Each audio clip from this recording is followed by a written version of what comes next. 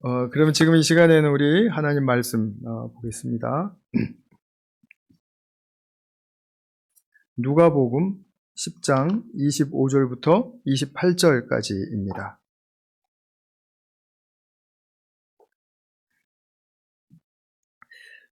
제가 봉독하겠습니다. 어떤 율법 교사가 일어나서 예수를 시험하여 말하였다. 선생님, 내가 무엇을 해야 영생을 얻겠습니까? 예수께서 그에게 말씀하셨다. 율법에 무엇이라고 기록하였으며 너는 그것을 어떻게 읽고 있느냐? 그가 대답하였다. 내 마음을 다하고 내 목숨을 다하고 내 힘을 다하고 내 뜻을 다하여 주 너의 하나님을 사랑하여라 하였고 또 내 이웃을 내 몸같이 사랑하여라 하였습니다. 예수께서 그에게 말씀하셨다. 네 대답이 옳다. 그대로 행하여라. 그리하면 살 것이다. 아멘. 저희 개인적인 좀 이야기를 먼저 나눈다면, 저는 테네시에서 이제 대학 다니던 청년 시절에 우리 교회 같은 그런 이민교회에 출석을 시작하면서 예수님을 믿었습니다. 그리고서 이제 올 2월이 되니까 딱 38년 된 그런 해였습니다. 그래서 제가 이제 보통 때도 가끔 생각하지만 특별히 교회를 오래 다녔는데 나는 교회 생활을 하면서 무엇을 얻었고 또 무엇이 달라졌고 또 무엇이 달라지고 있는가를 좀 생각해 보지 않을 수가 없죠. 성도님들도 교회 생활을 통해서 무엇이 변화되었는지 한번 생각해 보시는지 모르겠습니다. 아마 다 그렇게 하시리라고 생각이 됩니다. 저는 교회 다니면서 배운 것을 여러 가지 복잡한 것들 참 많이 중요하다고 생각하면서 지나왔는데 그것들을 다소 좀 극복을 하고 단순하게 한 말씀으로 드린다면 참 사랑의 길을 찾았다. 이렇게 말씀드리고 싶습니다. 제가 사랑을 성숙하게 하느냐 못하느냐의 문제는 다음 문제이고요. 이것을 제가 찾았다라는 거죠. 만약에 교회를 다니지 않았으면 예수님을 몰랐을 것이고, 당연히 그럼 예수님의 사랑도 몰랐을 것이고, 그러면 예수님의 사랑이 주는 자유도 몰랐을 것이고, 또 사랑으로 빚어지는 성품과 안목이 어떤 것인지 몰랐을 것이고, 또 이 사랑이 세상을 향해서 어떤 목적을 가지고 있고, 어떤 완성을 꿈꾸게 하는가도 몰랐을 것입니다. 이 참사랑의 길을 예수님 안에서 찾았다라는 것이 저에게는 정말 너무나도 중요한 그런 정말 주제가 되는 것 같습니다. 제가 교회 생활을 하면서 성도님들에게서 가장 격려를 많이 받는 것이 무엇이냐 하면 이런 것입니다. 자신이 사랑을 배우려고 많이 애를 써요. 그러니까 충분히 알겠습니다. 그런데 애를 쓰지만 잘 안 되는 때가 있음에도 불구하고 그 사랑하는 성도들을 격려할 때입니다. 그러니까 이런 말이죠. 우리가 비록 지금 사정이 이렇다 하고 좀 어려운 일을 당했다 할지라도 또 코로나를 당했다 할지라도 주님 사랑받고 주님 사랑하는 삶을 살면 그러면 희망이 보일 거예요. 우리가 사랑하려고 애를 쓰고 사는 자체만으로도 주님 기뻐하시고 우리가 그 가운데 주님의 은택을 입어서 또 잘 될 거예요. 그리고 그 인생은 분명히 승리를 약속하셨으니까 우리 승리의 깃발을 바라볼 수 있습니다. 이렇게 격려하는 분들 볼 때 저는 사실 이렇게 존경의 경지까지 저는 바라봅니다. 왜냐하면 제가 잘 안 될 때 이런 말을 할 수 있을까 싶거든요. 그런데 자기가 잘하고 못하고에 관계없이 주님 사랑에 딱 닻을 내리고 그런 말을 해줄 수 있는 진심 있는 성도님들이 우리 교회는 저는 많이 있는 것을 많이 봤고 그리고 알고 있습니다. 그래서 저는 많이 힘을 얻습니다. 이런 긍정적인 시각, 긍정적인 태도가 주님 사랑의 길을 따르는 사람들의 모습입니다. 잘 검증해 준다라는 거죠. 아, 저 사람은 주님의 사랑의 길을 따르려고 무척 애를 쓰는구나. 이렇게요.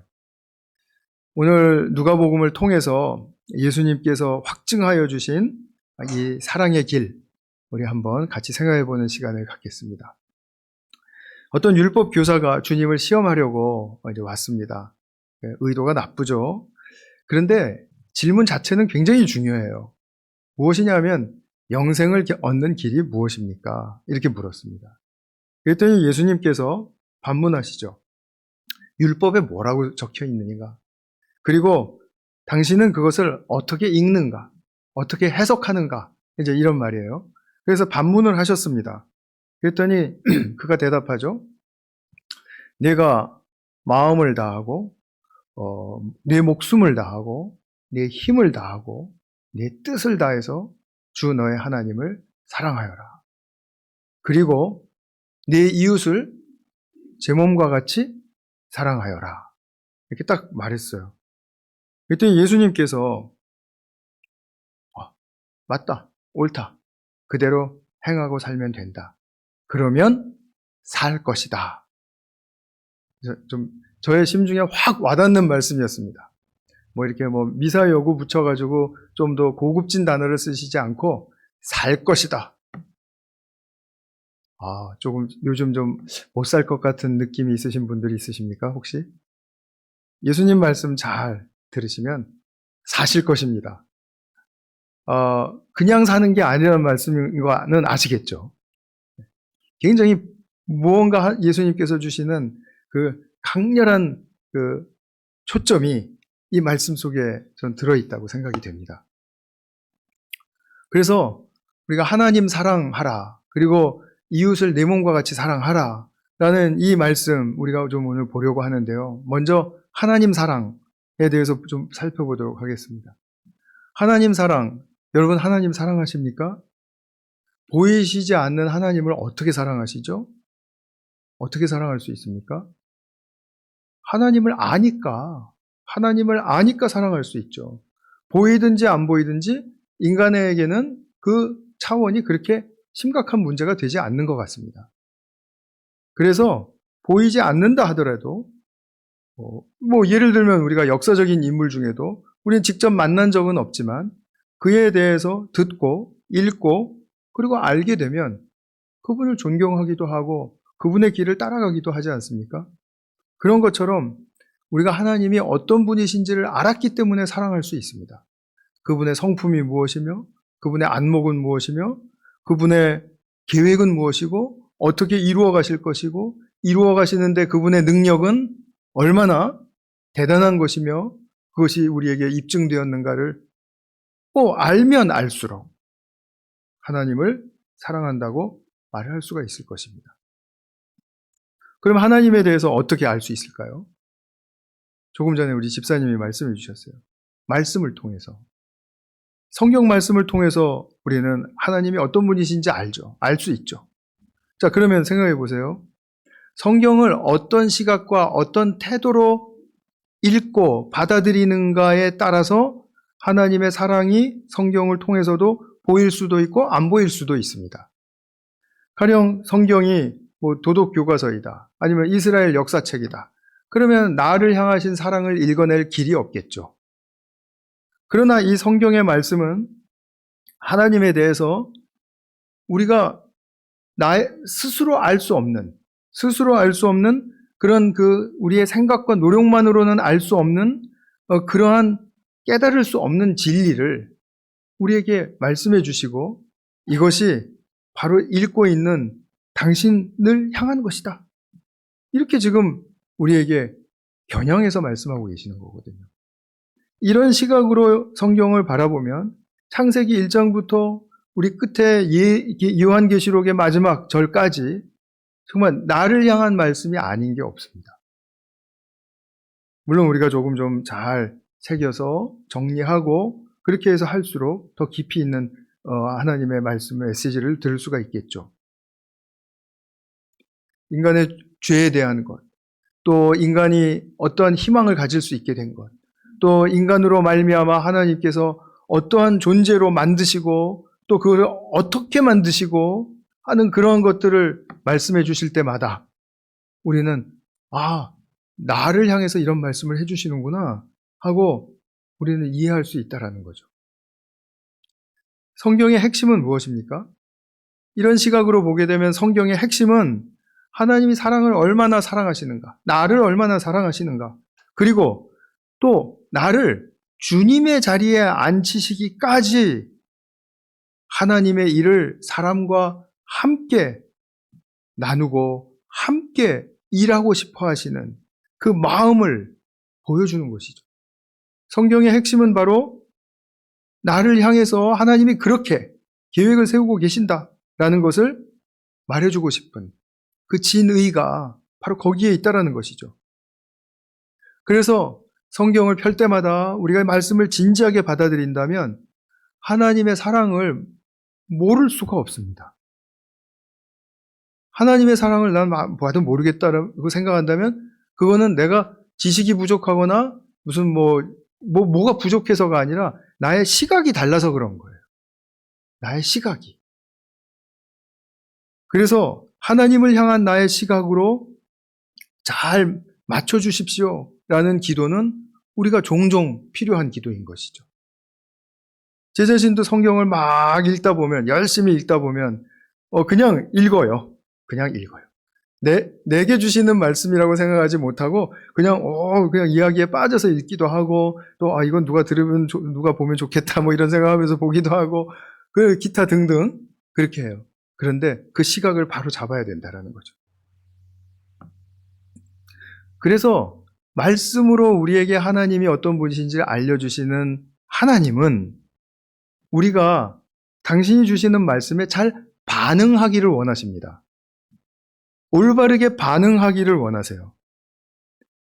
그런데 하나님이 반응하기를 원하실 때 우리를 당신께 이렇게 종속적으로 막 이렇게 의지하게 하셔서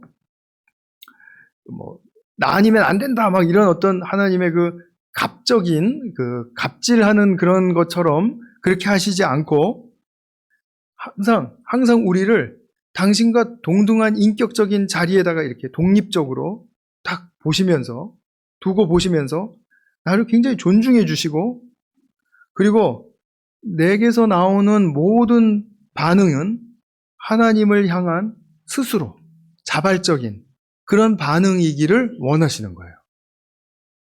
그래서 하나님 앞에서는 내 스스로가 드릴 수 있는 답 외에는 정답이 없습니다. 믿음 좋은 사람들이 이렇게 했대. 믿음, 정말 좀 이게 떨어졌는데 좀 회복되는 사람들이 이렇게 하나님께 반응을 했더니 됐대. 나도 그래 봐야지. 그런 게 안 통한다라는 말씀입니다. 나는 항상 내가 내 자신을 스스로 생각해서 이런 말씀하시는 하나님 앞에 나는 어떻게 반응할 것인가? 나의 표현은 무엇인가? 나의 앞으로의 결단은 무엇인가? 실천 계획은 무엇인가? 이렇게 내 스스로가 만들어내는 이 반응이어야 하나님께서는 기뻐 받으신다라는 거예요. 그것이 설사 부족하고 그리고 좀 남들이 보기에 좀 유치해 보여도 하나님은 그것을 좋아하신다라는 겁니다. 그래서 하나님 사랑을 받고 그 사랑이 진짜 나를 향한 것임을 확신하게 되면 이제 우리는 기로에 서게 되는 것입니다. 주님을 사랑하는 삶을 살 것인지 내가 진지하게 선택해야 되겠다. 내가 주님을 사랑하게 되는 것, 자동적으로 사랑하게 되는 것이 아니라 스스로 자발적으로, 그죠? 생각하고 고민하고 결단하고 그리고 결정하는 것이니까 그 하나님을 사랑하는 것에 대한 선택은 내게 있습니다. 내게. 자, 누군가가 사랑 고백을 할 때 그 사랑 고백 받아보신 적이 있죠? 아무도 없다라는 뜻의 그 눈초리를 저한테 막 보내시고 그러시고, 저희 집사람이 오늘 아파서 못 나왔는데요. 이럴 때 이걸로 또 좀. 근데, 저는 사랑의 고백을 받았습니다. 그런데 사랑의 고백을 받으면은 뭐 되면 그냥 뭐 넘어가거나 뭐 아니면 잊어버리거나 그렇게 됩니까? 그렇게 되는 사람은 거의 정말 비정상적인 사람 빼놓고는 없죠. 저 사람이 나를 사랑한대. 그러면 뭐가 고민이 되죠? 나도 저 사람을 사랑할 수 있을까? 심히 고민이 되시지 않습니까? 물론 우리 집사람이 저한테 대해서는 더 고민을 많이 했을 겁니다. 서로가 고백을 했을 때. 그런데 자, 그렇게 되면 그럼 우리는 누구의 사랑 고백을 무시하거나 모른 척하는 것이 우리 인간은 정상적인 삶 속에서는 있을 수 없다라는 얘기입니다. 다 동의하시죠? 배 집사님 왜 동의를 안 하세요? 동의하시죠? 그러니까 우리가 이런 동의할 수밖에 없는 그런 진한 사랑 고백을 딱 하나님께로부터 받게 되면 우리는 결정해야 된다라는 거죠. 되면 그냥 못 갑니다. 안 합니다라는 말을 할 수 있습니다. 저 못하겠습니다. 떠나겠습니다. 제발 저를 더 이상 사랑해 주지 마세요. 이렇게 뭐 심한 경우에 하고 떠날 수 있어요. 그러나 우리가 하나님의 사랑이 어떤 것인지를 알면 알수록 그렇게 되지 않죠. 너무나 진심이고 너무나 정성스럽고 너무나 따뜻하고 항상 내 편이시고 그런 사랑의 고백을 받고 어떻게 그냥 넘어갈 수가 있다는 말이겠어요. 그래서 결정해야 됩니다. 그래서 애쓰셔야 되고 고민하셔야 되고 그래야 돼요. 그래서 오늘 하나님을 사랑할 때 내 마음을 다하고 내 목숨을 다하고 내 뜻을 다하고 내 힘을 다해서 하나님을 사랑해라라고 말씀하신 거예요. 괜히 그 말씀이 앞에 붙은 것이 아닙니다. 그래서 우리가 하나님을 그냥 생각하는 거, 하나님을 그냥 의식하는 거, 그거는 일반적으로 모든 사람이 가지고 있는 종교 인식이에요. 그거 가지고 하나님을 내가 생각한다, 하나님을 믿는다라고 말할 수 없습니다. 엄밀한 의미로는 그렇습니다. 물론 초신자의 단계에서 그런 단계를 지나가야 되겠지만 그런 단계는 끝까지 가시면 안 됩니다. 그렇게 될 수 없습니다. 그거는 그냥 믿지 않는 사람들도 가지고 있는 신에 대한 인식이에요. 의식입니다. 그냥 떠올림이에요. 그러니까 하나님을 생각하는 것만으로 되는 게 아니라 정말 하나님을 향해서 내가 어떤 구체적인 결단이 서는가, 그리고 나의 변화의 계획을 실현하는가, 거기에 달려있다라는 말입니다. 그러니까 그게 실패하든지 안 실패하든지 그건 다음 문제이고 일단은 그렇게 반응을 하시는 것이 하나님께서 합당하게 나를 여겨주시고 굉장히 기뻐하시는 일이다라는 말씀입니다. 그러면 우리가 이제 이 이웃 사랑으로 좀 더 넘어가 보겠습니다. 하나님은 인간을 창조하실 때 창세기 1장 28절에서 생육하고 번성하고 충만하라 이런 말씀하셨던 거 기억하시죠? 자, 번성하면 어떻게 됩니까? 번성하면 공동체가 이루어진다라는 뜻이에요. 자, 공동체가 이루어지면 공동체의 기본이 되는 가장 중요한 요소는 무엇일까요? 공동체적 요소 무엇일까요? 협력입니다. 협력할 줄 알아야 됩니다.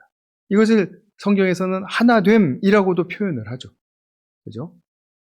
자, 협력하는 것, 협력할 줄 아는 정신, 협력할 줄 아는 태도, 그리고 협력을 구하는 그 자세, 그러니까 말하자면 그 계획, 그리고 어떻게 하면 될까 실천 사항들을 생각해보고 의논하고 토론하고 합의점에 이르고 그래서 나아가는 그런 협력에 관한 것, 하나됨에 관한 것이 굉장히 중요한 인간의 사회 속에서의 요소입니다. 왜냐하면 공동체를 이루게 하셨기 때문에.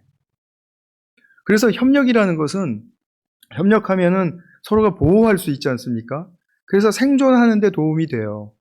근데 그것을 훨씬 넘어서는 성경에서 말하는 협력은 피조계를 하나님의 위임을 받아서 잘 다스리게 할 수 있다라는 그런 필수 조건이 되기 때문에 그렇습니다.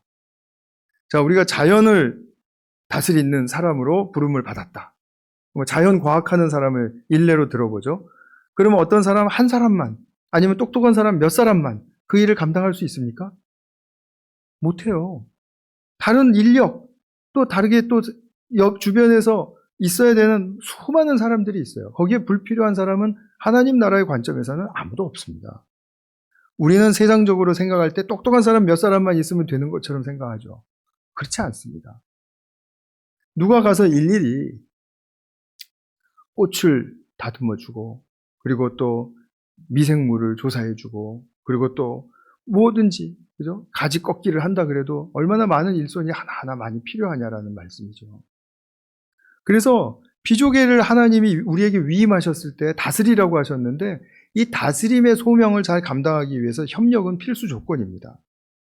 근데 여기서도 마찬가지로 하나님은 인간 사이의 기계적인 협력을 말씀하시는 것이 아니라 인격적인 협력을 말씀하세요. 서로 존중하라라는 말씀입니다. 이 말씀이 곧 내 이웃을 사랑하라라는 말로 표현됩니다. 사랑은 존중이 빠질 수 없거든요. 그러니까 우리가 이웃을 사랑하라는 것은 인격적으로 교제할 줄 알아야 된다. 즉, 당신과 내가 동등한 위치에서 서로의 가치를 인정해주고 서로의 존재를 기뻐해주고 그래서 서로 소통하고 대화하고 서로 도와주는 그런 교제가 이 인간이 지어진 공동체, 인간으로 지어진 공동체 안에서 일어나야 한다라는 거죠. 이것이 네 이웃을 사랑하라는 말로 딱 축약이 된 것입니다.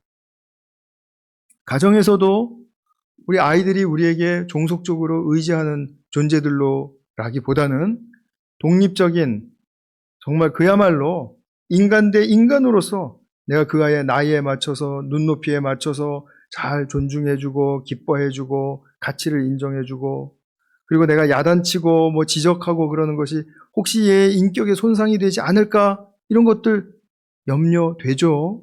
염려해줘야 되고 또 그렇게 자기도 모르게 했다면 사과할 줄도 알아야 되고 부모 노릇하기 그래서 쉬운 게 아니라는 거 아니겠습니까? 교회에서도 마찬가지이고 직장에서도 마찬가지이고 사회가 그토록 갑질을 싫어하는 이유가 뭡니까? 비인격적이기 때문에 그런 것입니다. 근데 이 비인격적인 것을 그렇게 싫어하면서도 내가 또 어떤 위치에 올라가면 나는 또 그 비인격적인 행위를 서슴없이 또 해요. 선배들한테 배워서 하고 내가 또 이 머리를 짜내서 하고 다 그렇게 해요. 또 나도 모르게 하고.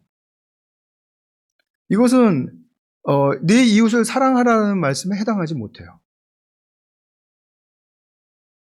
그리고 우리가 사랑을 하려고 애쓴다 하더라도 사람은 스스로 힘으로 끝까지 타인을 사랑할 수 있는 힘이 없습니다.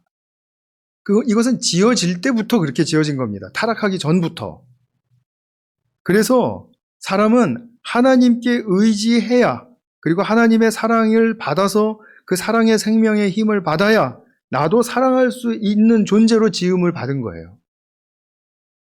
타락의 여부와 가부와 상관없습니다. 그런데 더군다나 하나님의 사랑과 뚝 떨어지는 타락의 상태로 바닥을 쳐버리게 되니까 어떻게 되는 겁니까? 하나님의 사랑은 먼 데 있어요. 먼 데 있는 것도 몰라요. 아예 인식이 안 돼요, 그건. 뭐 믿지 못하는 상태에서는 당연하죠.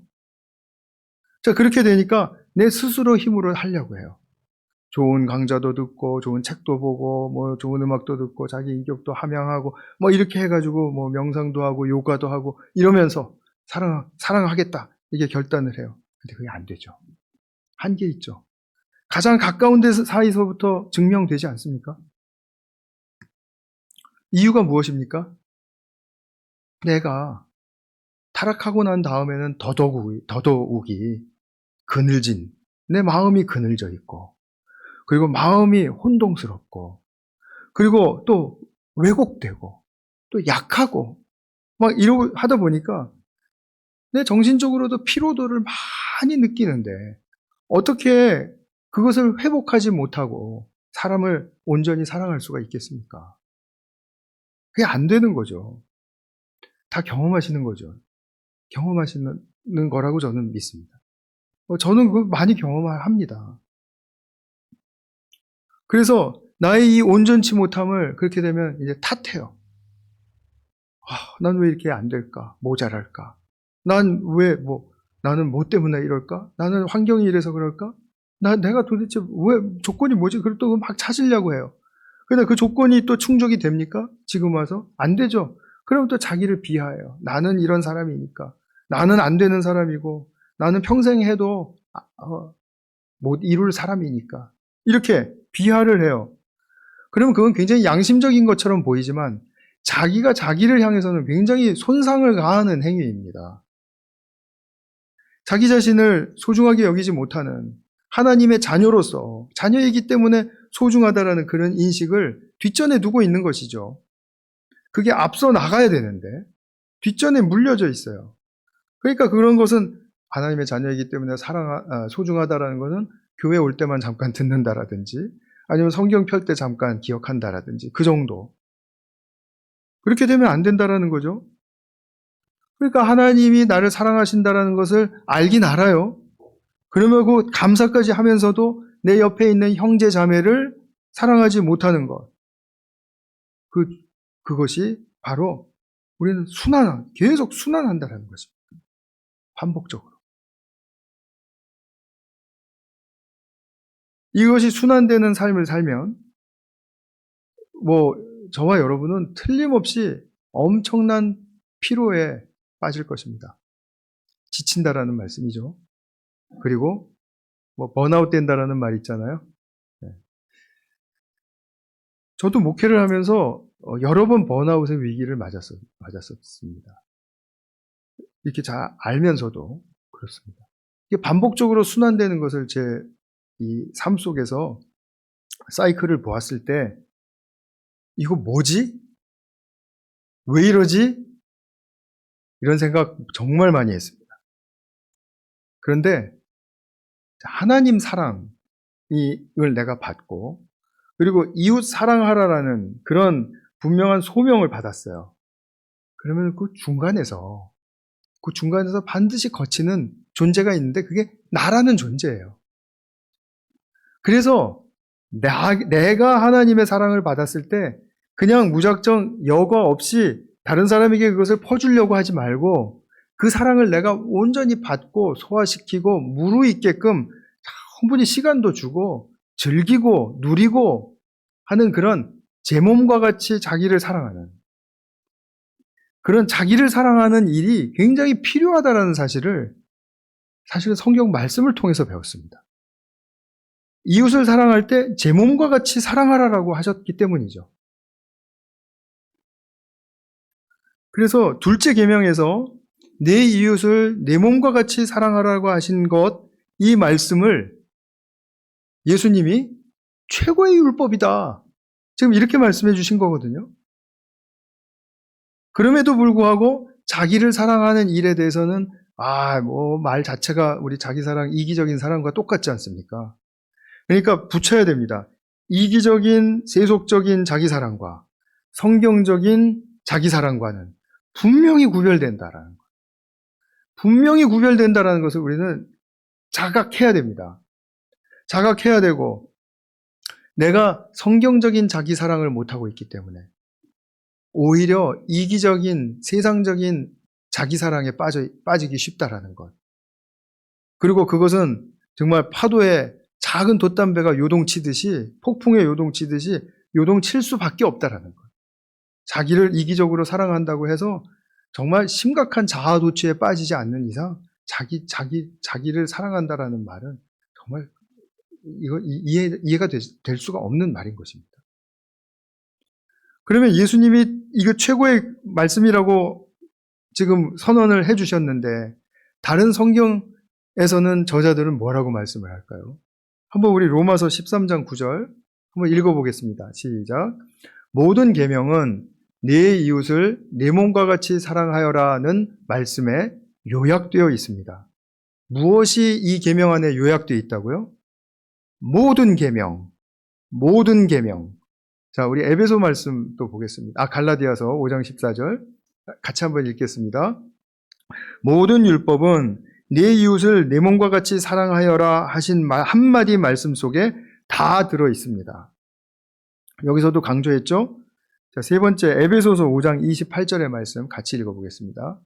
이와 같이 남편도 아내를 자기 몸과 같이 사랑해야 합니다. 자기 아내를 사랑하는 것은 곧 자기를 사랑하는 것입니다. 뚜렷하게 말해줬어요. 아내를 사랑하지 못하는 사람은 자기를 사랑하지 못하는 사람이다라는 거예요.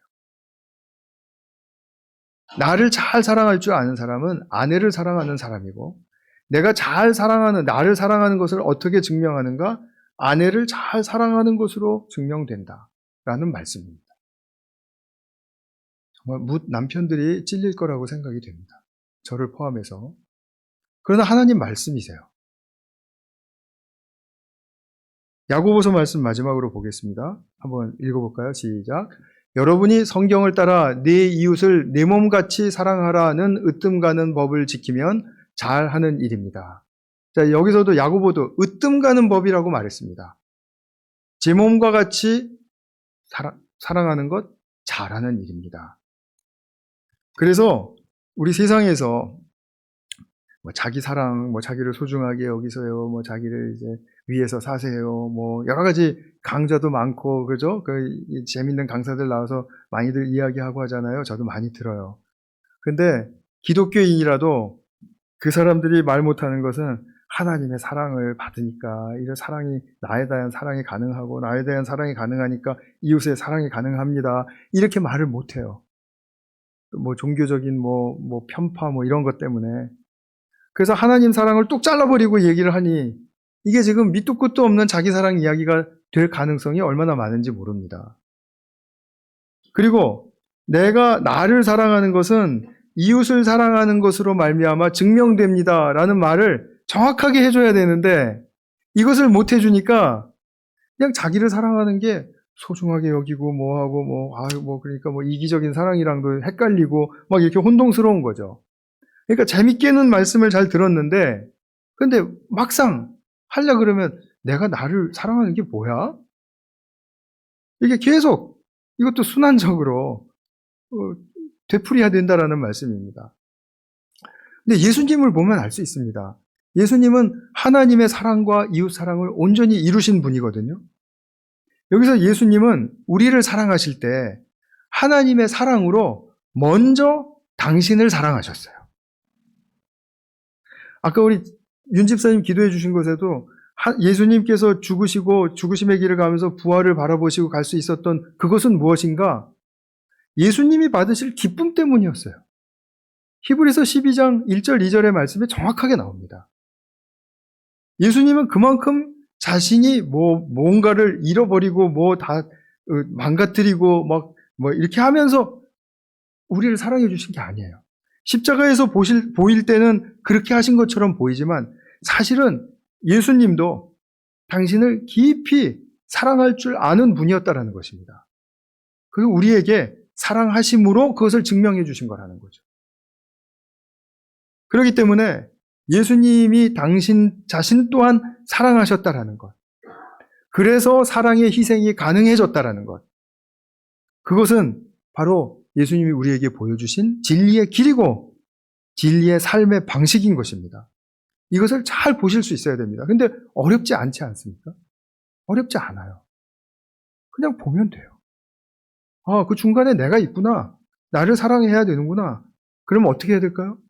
오늘도 하나님의 사랑에 의지하시는 거예요. 하나님의 사랑을 구하시는 거예요.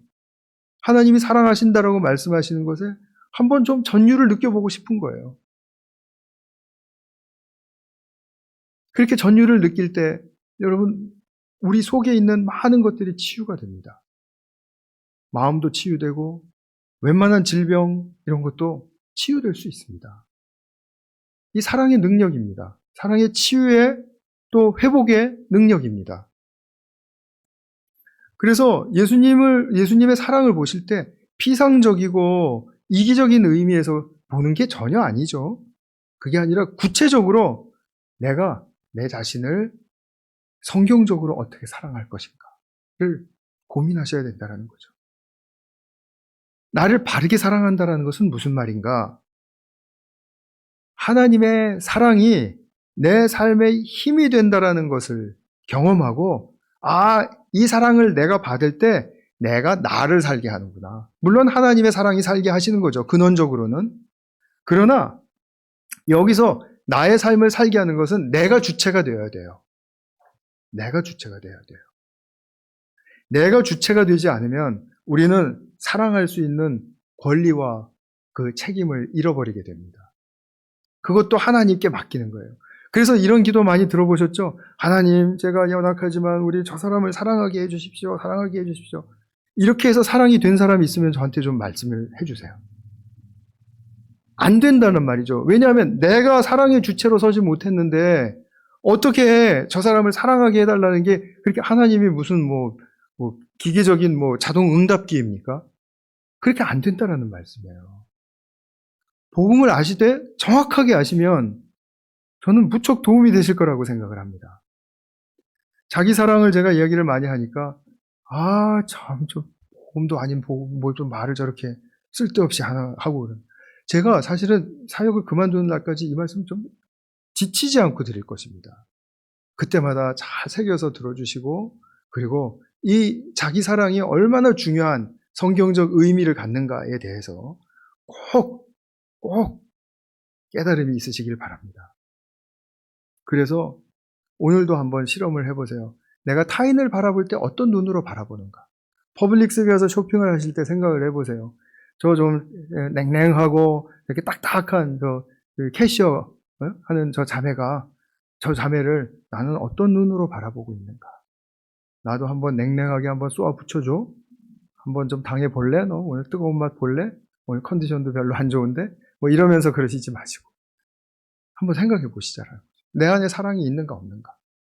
내가 주체가 되어서 하나님이 나를 그렇게 독립적이고 인격적인 인간으로 세워주셨다는 것에 대해서 일단 그것이 인정이 되시면 그러면은 자기 사랑 일보하신 것입니다. 오늘 예수님이 확증해 주신 이 하나님 사랑과 또 이웃 사랑의 길을 우리 또한 잘 따라가실 수 있기를 축원합니다. 기도하겠습니다. 하나님 아버지 감사합니다. 주님께서 하나님 사랑과 이웃 사랑에 대한 말씀이 최고의 율법이고 최고의 말씀이라고 선언해 주셨습니다. 그런데 하나님의 사랑을 받고 또 하나님을 사랑하는 그런 애쓰는 모습 속에서 저희들이 또한 이웃 사랑하라라는 그런 공동체적인 소명을 받았는데 이것은 나를 사랑하지 않고는 결코 사랑할 수 없는 그런 딜레마에 빠지게 된다는 사실을 보게 되었습니다. 사랑하는 아버지 하나님, 우리가 진정으로 제 몸같이 이웃을 사랑하는 삶이 무엇인지 그것을 잘 헤아려 깨닫고 또 그것을 누리며 살아가는 복된 삶이 이루어지게 하여 주시옵소서. 주님께서 함께하여 주신 오늘 이 시간 감사와 찬양을 드리오며 우리 구주 예수님의 이름으로 기도하였습니다. 아멘.